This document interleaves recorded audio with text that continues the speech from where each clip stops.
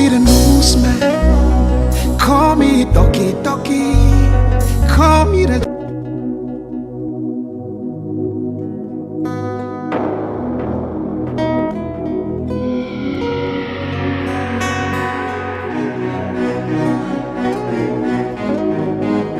My name is Wams, Mr. Classic, ladies and gentlemen. Believe records. Call me the newsman, call me Doki Doki, call me the... Welcome back. Before the break, we were looking at the activities of microfinance institutions in the country with special focus on schemes put in place to guarantee maybe funding of viable projects, especially as far as startups are concerned. Mr. Ngo Walters, we are gradually moving towards the end of this program. Too many complaints about delinquent loans. Tell us about what are delinquent loans as far as the microfinance sector is concerned. Delinquent loans simply means loans that have been given out and they have not been repaid back to the bank. That's what it means. Coming to the sector, if you follow the Koba reports, you will see that many banks are suffering from delinquent loans. You take loans, don't pay them. There are many reasons that are responsible, as I explained earlier. Some are just because of the characteristics of the customer, some because the customer is no longer there, or the customer would have changed bank, and some because something would have happened. You know, people died, and you can find situation like that loan is not repaid because of that, or because the business failure. You have a business failure and you cannot pay your loan, and some are just deliberate acts. Some people take advantage that the loan was not properly secure.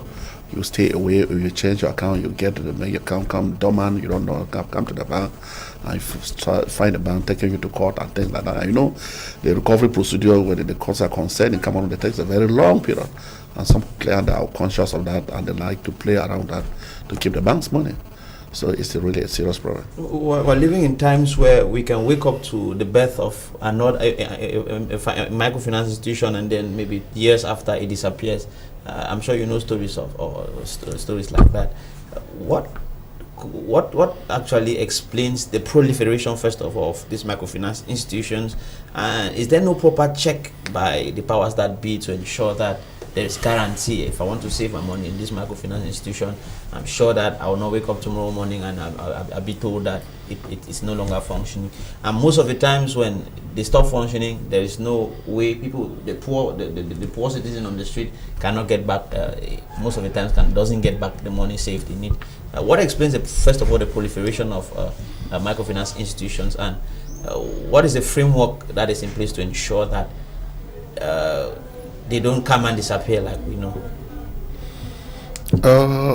To talk about the proliferation of microfinance sector in Cameroon, you will see that microfinance institution in Cameroon, they are backed by the tribes, the various tribes. Each tribe thinking, I should have my own, and we have about 200 and something tribes in Cameroon. Each person always thinking, let's have something to do. And as explained earlier, you go by the activities. Each grouping, you have about the police, you have for the CDC, you have a working at the custom. Everybody try to regroup and form a microfinance institution. So that explains why there are so many of them here and there. And we know of stories. I don't want to cite examples like I know of two microfinance institutions that actually operated for like 5 years. People had to save a lot of money, and then moments later they disappeared. And when situations like this happen, you were explaining a while ago, it's like the responsibility is shared. The client has his own part of responsibility, and then the bank also has its own part of responsibility. What are some of the measures put in place at your level, for example, to ensure that you don't go bankrupt, or you kind of satisfy customers in an event where you have to wind up or something? Yeah, I explained earlier to you that the sector is highly regulated. There are rules. There are 21 of these rules that are put in place. So we act like a dashboard that you have to watch them and see how. It's like somebody running a car with fuel inside. You have to know the level of your fuel, whether I'm refueling or what do you need to do. So most of it happen when they have liquidity issues. So you have to have a level of liquidity situation where you know it is dropping, something needs to be dropped to. Are you dropping the rate at which you are giving loans? Are you dropping certain expenses? Are you dropping certain activities? That is how you check your activities to see that you keep going. With that, if you are just running like a running car that you don't have a speedometer reading or a petrol level reading, you can crash. You surely knock the engine, and this is what happens to some of these financial institutions. In our case, we have all of this ratio. We monitor them weekly, monthly, annually, and those are the rules that go back when they come to visit your institution. These are the parameters that they use. So, for our own case, as I told you, Kobat started with us in 2008. And of recent, in 2016, Kobat upgraded CCC to Category 2, which means that we have been respecting this ratio. So I can assure you that with CCC, the future is bright until we are moving to a sustainable institution that will last very, very, very long. Now, speaking as an individual, how advantageous is it for someone to maybe save their money or invest in a microfinance institution than with the mainstream bank, for example, without being partial? In our case, I would think that the first thing is that the armchair banking is not our attitude. We move out, we train our staff, we make sure that our staff are trained, and equally when you move out, you discover that your customer, you have many customers but don't have the same needs. So you are able to study each customer and know what they need. The needs of one customer A is not the same as the need of customer B. And if you are doing armchair banking, you will not know this. But if you move out and you reach them, you will know what this person needs is not the same thing that this person needs. So in the course of doing this, we do what we counsel our customers, we advise them, and we tell them the kind of time when they can go for facility, what they need to do, and they follow up. Because some of these people, when they take the customer, when they take the money, they're not being followed up, they're not directed, some are not even business expert. You need to follow them up and give them business tips and see how they run their businesses. So the feedback is that what your loans are being repaid. I'm sure it was that you're surely trying to take interest perhaps to work with much more with microfinance institutions of their category and looking at the kind of follow-up that they could have as far as your projects and investments are concerned. Looking at your sector, what do you make of the business climate in Cameroon? We just had, there was a forum here on the diaspora forum where Cameroonians abroad coming, looking forward to come back to the country to invest. How encouraging? How would you encourage a potential investor to come to your sector? What are some of the encouraging factors? The first thing I would like to say is incorporating a company in Cameroon today is not as problematic as it used to be in the past, which means the government is actually doing this to make investment attractive, and you know. New companies are given exoneration for a year. It used to be 2 years before. It has been dropped to a year. And I think this actually makes us to feel that the environment is attractive for people who want to invest. But you know, the Cameroonians in the diaspora, they don't believe in Cameroon. That we need to first of all look at a change of mind, meaning they have a mindset where they think things are not moving in Cameroon, and for one to be able to invest in Cameroon and get the return on investment is very difficult. I have friends that I talk to every day in the diaspora, and when you talk to them, they will tell you pidgin, pay na the giver, meaning they don't have that sense of believing in Cameroon, thinking that we can still do it.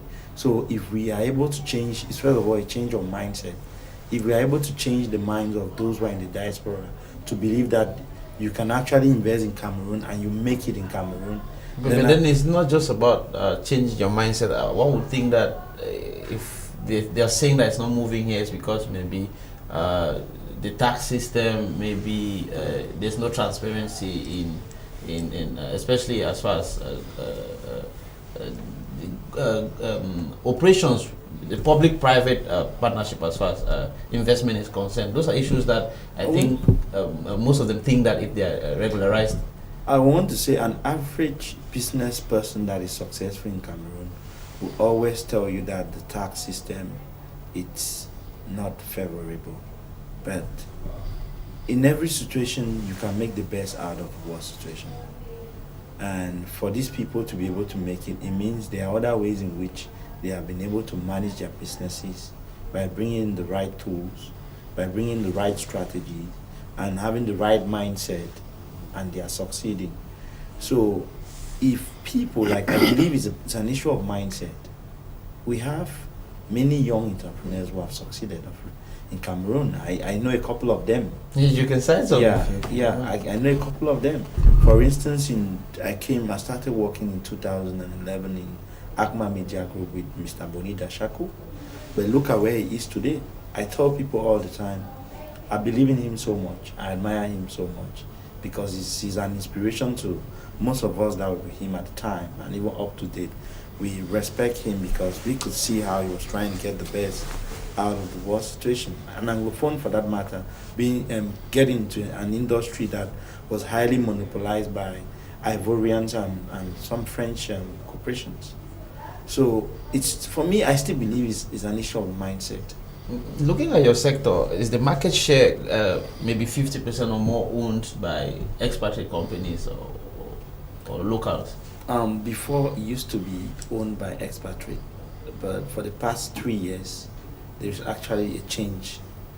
There's actually a change in the trend of ownership, because we have more and more Cameroonians that are getting involved in it, well-trained Cameroonians, and who are equally coming from the diaspora with a world of experience, and they are able to be much more productive than these other guys. And I think that it's also an aspect of the culture, because who talks about communication also has to think about the culture of those you're communicating for, and it only goes to buttress the fact that you need to work with locals to be able to understand.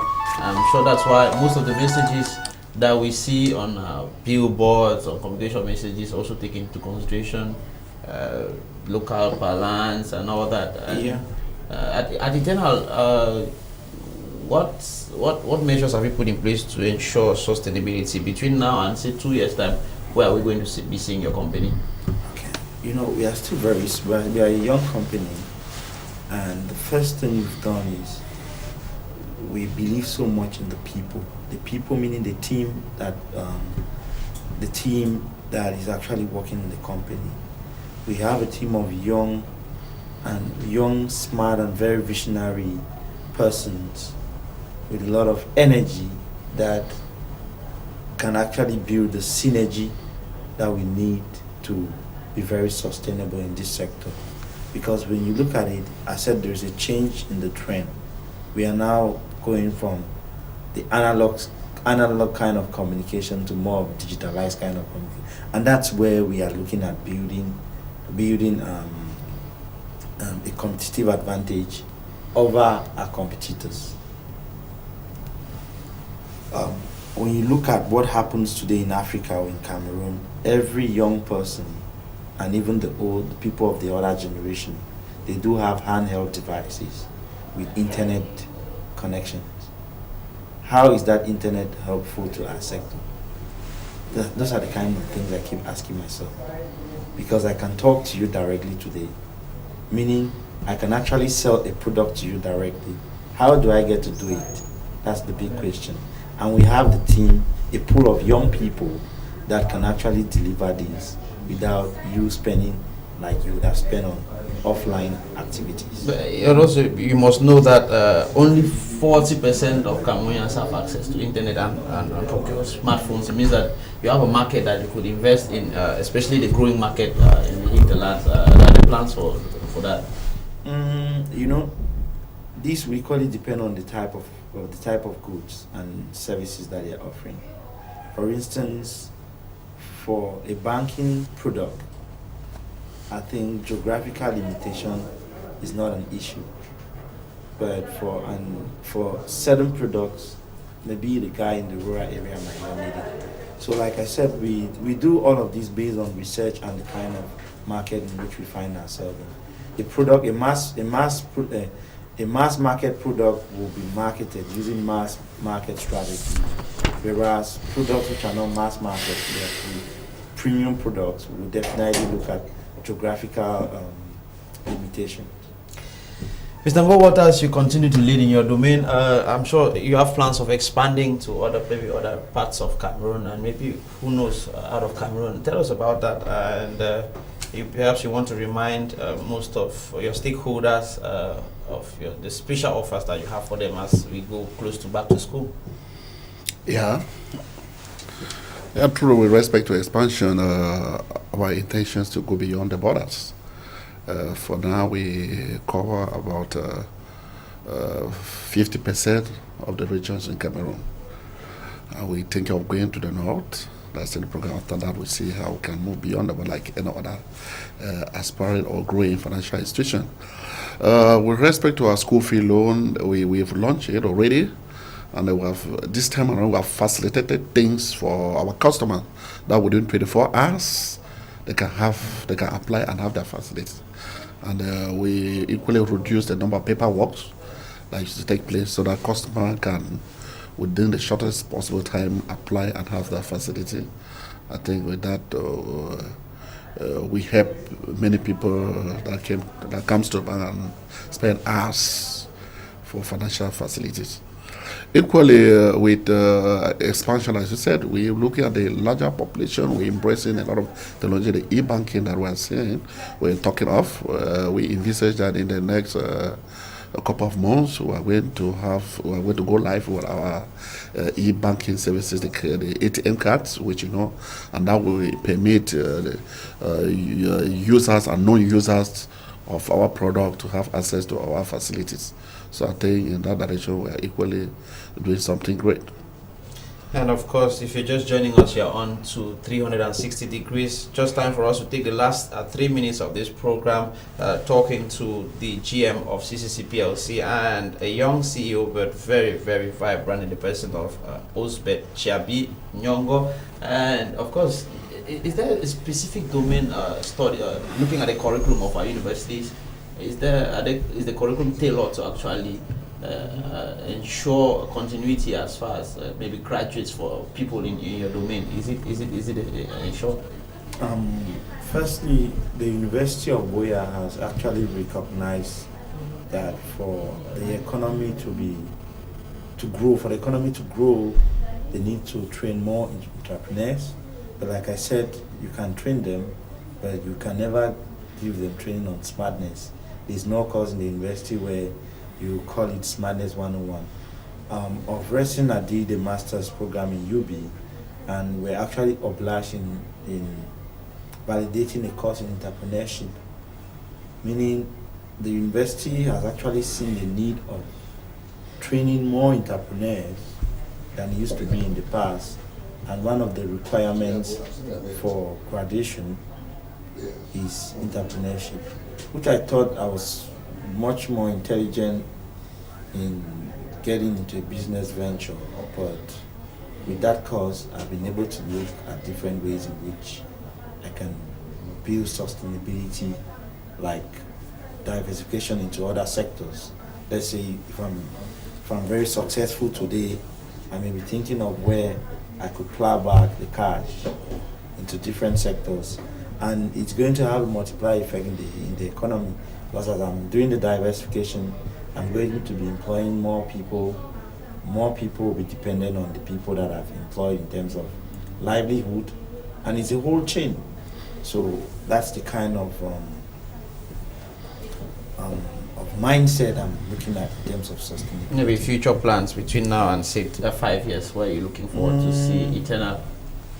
I'm looking at seeing a company where it will be one of the fastest and one of the biggest in terms of marketing innovations in the smart zone. I'm trying to think international.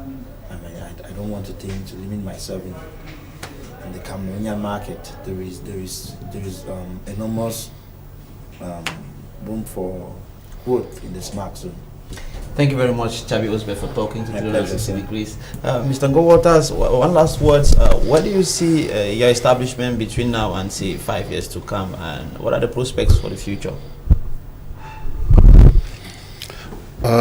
In the next 5 years, we think that we should cover all the 10 regions of Cameroon and make available ATMs facility in all these regions, and as well increase our portfolio. We are about 100,000 clientele. We think that in the next 5 years we should be moving to about at least 300,000 clientele, and equally that too comes to play a lot with the economy of the country. We know that at least with that we have improved the economy and equally the recruitment of young Cameroonians that are graduated from school today and don't have jobs. I think that is the direction we're taking our institution to. Mr. Ngo Waters is the General Manager of CCC PLC. Thanks for coming, talking to us on 360. Thank you. Always a My pleasure. And of course, if you had time to enjoy our program, why not join us in a fortnight to listen to what would have constituted major talking points on 360 Degrees. My name is Anjianjei Constantine, signing out from our studios in Douala. Bye-bye. See you next time.